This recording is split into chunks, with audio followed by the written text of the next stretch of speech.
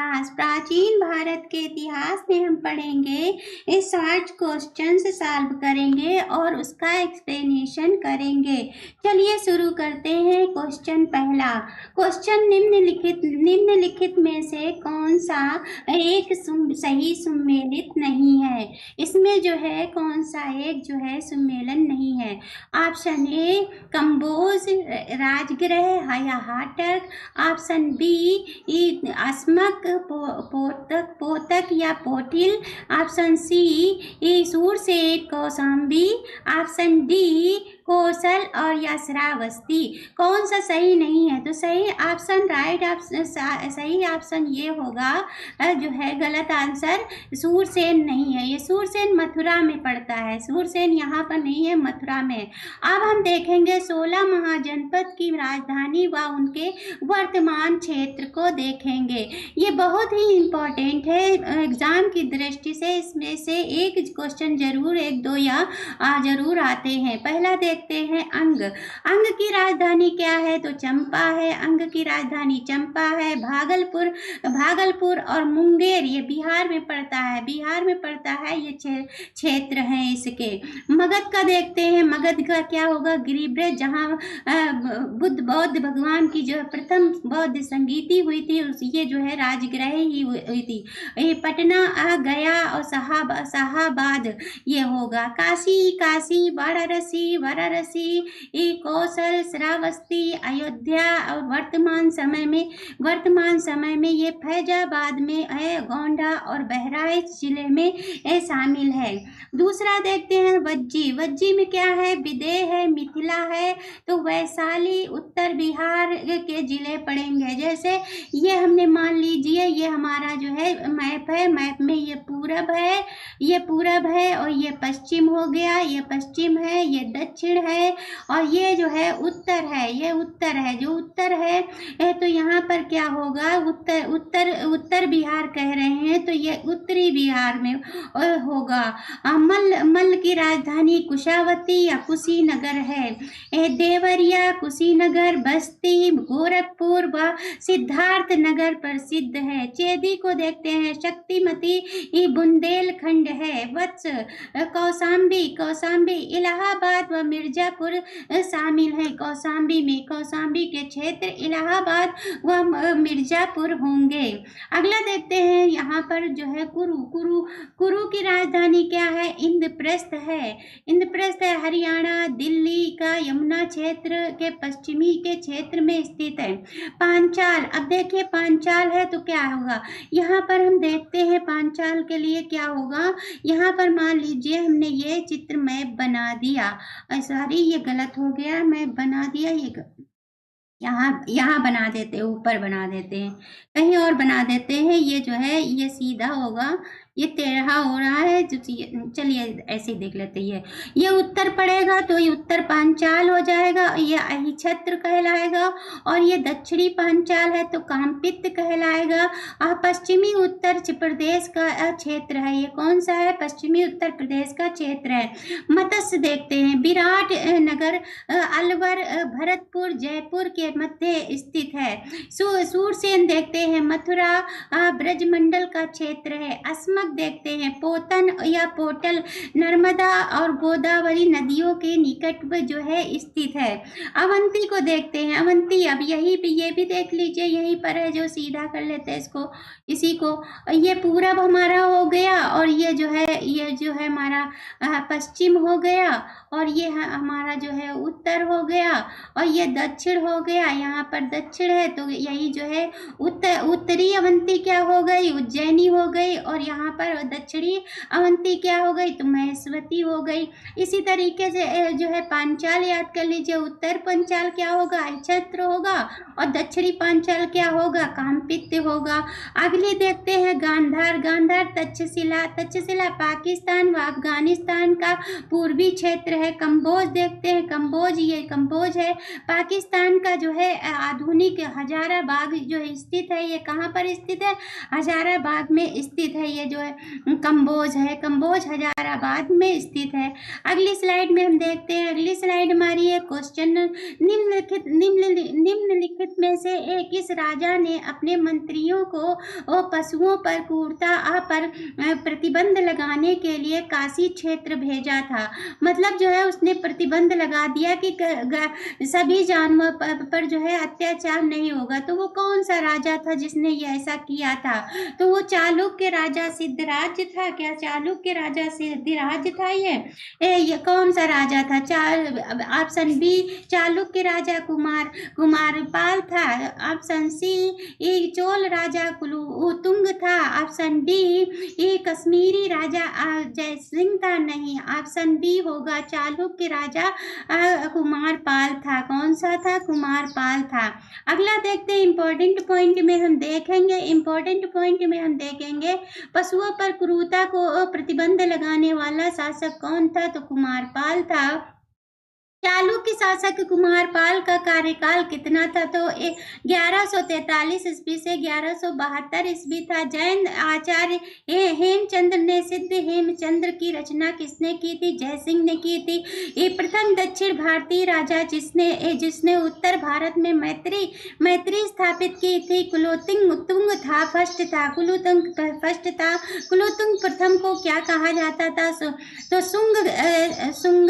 सुंगत विर्त कहा जाता था। क्या कहा जाता था? सुंगत विर्त कहा जाता था।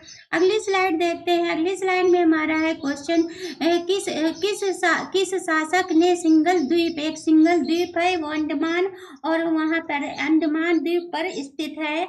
तो ये जो है क्या होगा, यहाँ पर विरुद्ध जो है 2 समुद्री अभियान भेजा था उसने। तो ऑप्शन ए राजा राज ने भेजा था। ऑप्शन बी नरसिंह वर्मन ने भेजा था। ऑप्शन सी कीर्तिवर्मन ने भेजा था। ऑप्शन डी जयसिंह ने भेजा था। किसने भेजा था? बताइए किसने भेजा था? किसने भेजा था यहाँ पर जो है द्वीप पर? यहाँ तो क्या भेजा था? नरसिंह वर्मन ने भेजा था। किसने भेजा था? नरसिंह वर्मन ने भेजा था द्वीप को। अगली स्लाइड में हम देखेंगे, अगली स्लाइड हमारी है सिंगल द्वीप के विरुद्ध 2 समुद्री अभियान किसने भेजे थे? तो नरसिंह वर्मन ने भेजे थे। महाबलीपुरम मंदिर का निर्माण करता कौन था? तो नरसिंह वर्मन था। कौन था? नरसिंह वर्मन था। नरसिंह वर्मन प्रथम शासक था। नरसिंह वर्मन प्रथम शासक था। अगली स्लाइड चली गई। जो है नरसिंह वर्मन प्रथम शासक था जिसने पल्लव वंश की स्थापना की थी। पल्लव वंश का शासक था ये। पल्लव वंश की राजधानी क्या थी? तो कांचीपुरम थी।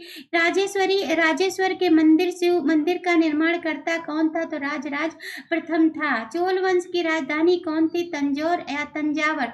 दोनों याद कर लीजिए, दोनों जो है पूछे जाते हैं। अगला प्रश्न देखते हैं, हमारा है निम्नलिखित में से सभ्यताओं का उत्तर से दक्षिण का सही क्रम लगाइए। उत्तर से दक्षिण की ओर ऐसे लगाना है, उत्तर से दक्षिण की ओर। तो ऑप्शन ए है माया। ये माया सभ्यता थी, ये एजिटेक सभ्यता थी, ये मुइस्का सभ्यता थी, ये इनका सभ्यता थी, और ये कहाँ की सभ्यता थी? ये जो है मैक्सिको की सभ्यता थी। ऑप्शन बी ये माया की सभ्यता, मुइस्का की सभ्यता, इनका की सभ्यता, एजिटेक की सभ्यता। ऑप्शन डी एजिटेक सभ्यता और जो है मुइस्का सभ्यता और माया सभ्यता, इनका सभ्यता। और डी देखते हैं, एजिटेक सभ्यता, माया सभ्यता, मुइस्का सभ्यता, इनका सभ्यता। तो राइट आंसर हमारा होगा डी, एजिटेक सभ्यता, माया सभ्यता और मुइस्का सभ्यता, इनका सभ्यता। मतलब जो है ये एजिटेक सभ्यता पहले आई, उसके बाद माया सभ्यता आई, उसके बाद मुइस्का सभ्यता आई, उसके बाद इनका सभ्यता आई। और ये सभ्यता कहाँ की थी? ये थी मैक्सिको की। एजिटेक, माया, मुइस्का, इनका, यही आंसर है। अगली स्लाइड देखते हैं, अगली स्लाइड में हम देखेंगे अपना इम्पोर्टेंट पॉइंट क्या है। इंपॉर्टेंट पॉइंट में हम देखेंगे सभ्यताओं का उत्तर से दक्षिण का क्रम लगाइए। अभी बताया ना, एजिकेट, माया, मुइस्का, इंका, याद कर लीजिए। एजिटेक सभ्यता कहाँ से विकसित हुई? तो मध्य भारत से, मध्य मैक्सिको से, मैक्सिको में उत्पन्न हुई। और माया सभ्यता का विकास कहाँ से हुआ? दक्षिण मैक्सिको, ग्वाटेमाला एवं उत्तरी अल साल्वाडोर से में हुआ। मुइस्का की सभ्यता की कहाँ से हुई? ये तो दक्षिणी अमेरिका के पूर्वी कोलंबिया में हुई। इंका सभ्यता की का विकास कहाँ हुआ? तो दक्षिणी अमेरिका के पश्चिमी भाग जैसे पेरू, इक्वाडोर से हुई। कहाँ से हुई? इक्वाडोर से हुई। अगली स्लाइड में हम देखते हैं, क्वेश्चन आ गया ऋग्वेद। ऋग्वेद हमारा बहुत ही इंपॉर्टेंट क्वेश्चन है। ऑप्शन ए, क्या स्त्रोतों का संकलन है? क्या बी जो है कथाओं का संकलन है? ऑप्शन सी शब्दों का संकलन है? ऑप्शन डी युद्ध का संकलन है? आंसर होगा स्त्रोतों का संकलन है। स्त्रोतों का संकलन है, मंत्रों का संकलन है। देखिए अब इंपॉर्टेंट पॉइंट में हम देखेंगे कि जो है स्त्रोतों का संकलन क्या होता है? ऋग्वेद होता है। सबसे प्राचीन एवं सबसे बड़ा वेद कौन सा है? तो ऋग्वेद है। ऋग्वेद में मंत्रों की संख्या कितनी है? तो 1580 है। ऋचाओं के क्रमबद्ध संग्रह को क्या कहते हैं? ऋग्वेद कहते हैं। देखिए यहाँ पर जो है स्त्रोतों का दिया है और यहाँ पर मतलब क्रमबद्ध संग्रह क्यों दिया? ऋचाओं का संग्रह दिया है। ऋचाएं, ऋग्वेद की ऋचाओं या मंत्रों को पढ़ने वाले को क्या कहते हैं? होत्र कहते हैं या होता भी कहते हैं। चतुष्वर्ण समाज की संकल्पना किस वेद से ली गई? तो ऋग्वेद से ली गई और 10वें मंडल से ली गई है। और जो है हमारा समाज 4 वर्णों में बटा है, ब्राह्मण, क्षत्रिय, वैश्य, शूद्र, इन वर्णों में बटा है। इसको जो है सबसे पहले कहाँ दर्शाया गया था? सबसे पहले ऋग्वेद में दर्शाया गया था। अब क्वेश्चन, बुद्ध द्वारा उपदेशित निम्न व्यक्तियों में से कौन सा अंतिम व्यक्ति था जिसने जो है बुद्ध के उपदेश ग्रहण किए थे? Option A Ananda, option B Vasumitra, option C Ghoshal, option D Subaddha. कौन था? सुबद्ध था।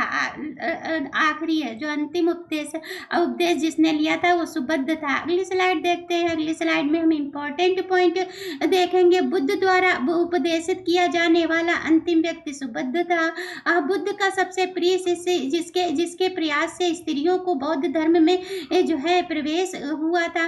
मतलब पहले बौद्ध धर्म में स्त्रियां प्रवेश नहीं ले सकती थी, जैसे हमारे आज समाज में सभी धर्मों में सभी स्त्रियां जा सकती हैं, वैसे पहले बौद्ध धर्म में ऐसा नहीं था। वहां पर पुरुष ही जा सकते थे, पुरुष ही जो है मंत्र ले सकते थे, ज्ञान ले सकते थे, सब कुछ ले सकते थे, परंतु स्त्रियां वहां वर्जित नहीं थी।